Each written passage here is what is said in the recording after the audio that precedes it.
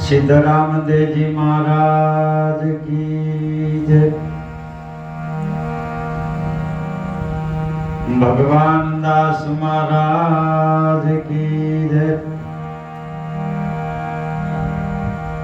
अपने गुरु महाराज की जय।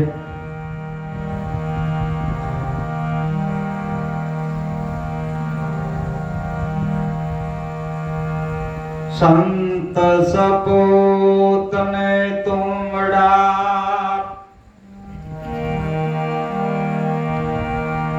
ए त्रणनो एक ज स्वभाव पण तारे पण बोले नहीं ए जने तारा ऊपर होई भाव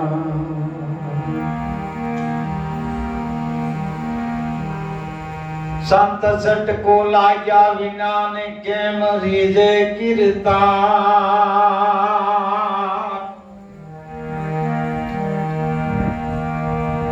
ए आई वालनी जो भमरी बने तो मनुष्य ने કેટલીક વાર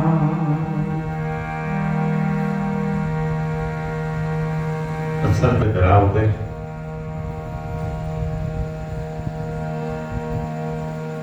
અલખધામ આશ્રમ ભગવાનદાસ બાપુની એક વાર પ્રેમથી જય બોલો। આવા મહાપુરુષ ઓળખવાને એ બહુ કઠિન છે। ગામમાં ગંગા હલી જાય છે પણ એને કોક વિરલા જ એ ગંગાને ઓળખી શકે છે। માટે એકવાર પ્રેમથી જય બોલો। બોલો ભગવાન દાસ મહારાજની।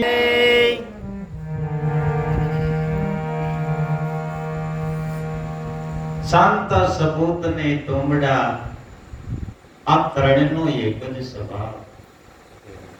શાંત સપૂત અને તોમડા આ ત્રણનો એક જ સ્વભાવ। તારે પણ બોલે નહીં જેને તારા ઉપર હોય ભાવ।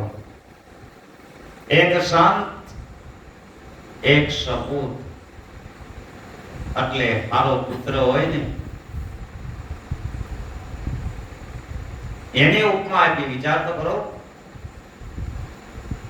શાંત સપૂત અને તુમડા। તુમડાનો સ્વભાવ પોતે તો તરે છે પણ તુમડાની અંદર જે બેઠા ને એને પણ પહેલે પાર ઉતારે છે। આ એનો સ્વભાવ છે। એમ તુમડાનો જો સ્વભાવ હોય તો આપણને મનુષ્ય અવતાર મળ્યો છે। આપણો સ્વભાવ કેવો હોય? જન્મ જાતિ સ્વભાવ એ સ્વભાવ માં પરિવર્તન ક્યારે આવે કે કોઈ આવા મહાપુરુષ સમર્થ જ્યારે ભેટે ત્યારે સ્વભાવ પણ બદલી જાય છે। જેસલ જાડેજાની અંદર કેવો સ્વભાવ હતો? રાજસી સ્વભાવ, તામસી સ્વભાવ અને સાત્વિક સ્વભાવ।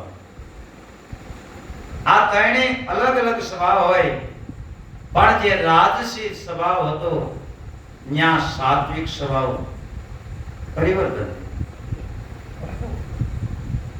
મહાપુરુષનો ભેટો થયો, સતી તોરલનો ભેટો થયો અને જે બારવટીઓ હતો લૂંટફાટ કરતા એવા જેસલના સ્વભાવમાં પરિવર્તન આવ્યું। કારણ કે સંત નો સ્વભાવ કેવો છે? તો મહાપુરુષોએ વાત કરી છે સંતનો સ્વભાવ છે જનેતાની ગોદના જેવો. એ સંતનો સ્વભાવ છે એવો જનેતાની ગોદના જેવો. માત સુરાવે સંત જગાડે ને ભેળવી દે ભગવાન. સંતનો સ્વભાવ છે એવો જનેતાની ગોદના જેવો. બાળક જ્યારે રડતું હોય અને જ્યારે એ બાળકને માં પોતાના ખોળામાં લે ને અને માથે હાથ મૂકે ને તો બાળક સાંભળે. કેમ? એ બાળકનો શું સ્વભાવ છે એ માને ખબર છે. આને હું જોવે છે.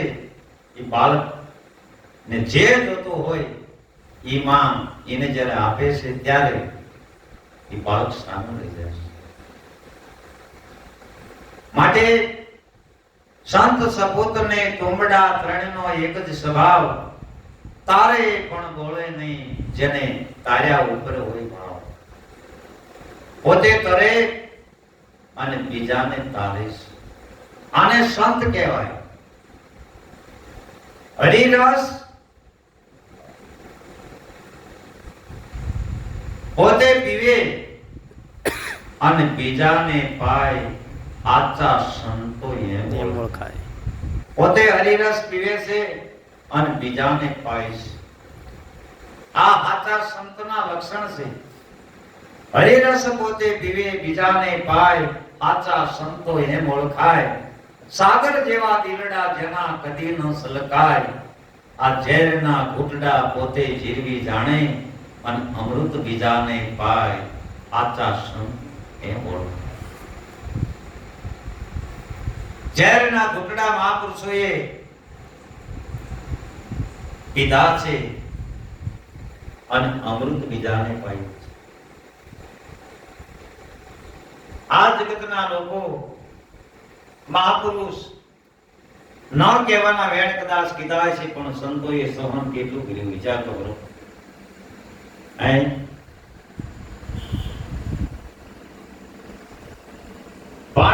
પણ સાહેબ જ્યારે ભજનની અંદર બેઠા હોય અને સત સમાગમ ચાલુ હોય અને એ વખતે એક શેઠ આવે અને ભાણ સાહેબને એટલું કહે છે કે ઓલા નામાના પૈસા તો લાવો, કાલે આપી દઈશ. વધાર કર્યો, કાલે આપી દઈશ. અત્યારે મને સત્સંગ કરવા દો. ઉઘરાણી બાકી હોય એટલે આવે કે ન આવે. આપણી પાસે પણ ઉઘરાણી વાળા આવશે એક દી, ખાસ ધ્યાન આપજો. અને તેથી આપણે ભરવા જોઈશે. શા માટે ઉઘરાણી આવશે? સૂર્યમાં ઉઘરાણી આવશે. આપણે કોલ અને કરાર કરીને આવ્યા છીએ. મને આ સંકટ જેલમાંથી છૂટો કરીને તો હું તને આખી જિંદગી નહીં ભૂલું. એ કોલ અને કરાર આપણે જ કર્યો છે. એટલે ઉઘરાણી વાળા આવશે અને તેથી આપણે જવાબ દેવો જ પડશે. પણ જો સાચો જવાબ દઈશું તો છૂટી જઈશું. ત્યાં દગો, પરપંચ, છેતરપિંડી ત્યાં નહીં આવે. કારણ કે પરમાત્માનો જે દરબાર છે ત્યાં લાગુ નથી આવતી, ત્યાં જૂઠું નથી આવતું. ત્યાં તો સત્યનો વેપાર અને આસની વાત. માટે સંત સટકો લાગ્યા વિના કેમ રીજે ગીરતાર. ઈવળની જો ભમરી બને તો મનુષ્યને કેટલીક વાર. એક વાર સંતનું સટકું જો લાગે તો પરિવર્તન થાય. નકર વિચાર કરજો, ભમરી જ્યારે ઈવળને પકડવા જાય ત્યારે ઈવળને પકડે અને ગોટો વળી જાય ને એને નથી લીધી. પણ જે ઈવળને અડે અને નાગની ફેણ ગણે ફેણ આની માંડે ને ત્યાં ભમરી એને ખબર પડે કે બસ આને લઈ ગયો.